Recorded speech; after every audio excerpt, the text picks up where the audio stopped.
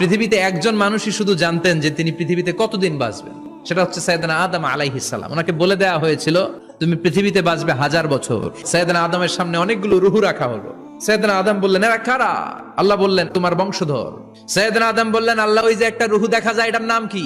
এটা তোমার ছেলে দাউদ, সে দুনিয়াতে নবী হয়ে আসবে। সাইয়েদনা আদম বললেন মাবুদ আমার ছেলে দাউদের কত বছর হায়াত আপনি দিয়েছেন? আল্লাহ বললেন মাত্র 40 বছর। সাইয়েদনা আদম বললেন মাবুদ এত ফুটফুটে সুন্দর আমার ছেলে দাউদ মাত্র 40 বছর দিলেন কেন? আল্লাহ আপনি বাড়ায় দেন, আল্লাহকে বাড়ানো যাবে না, লেখা হয়ে গেছে। সাইয়েদনা আদম বললেন আমার 1000 বছর থেকে 60 বছর আমি আমার ছেলেরে দিয়ে দিলাম।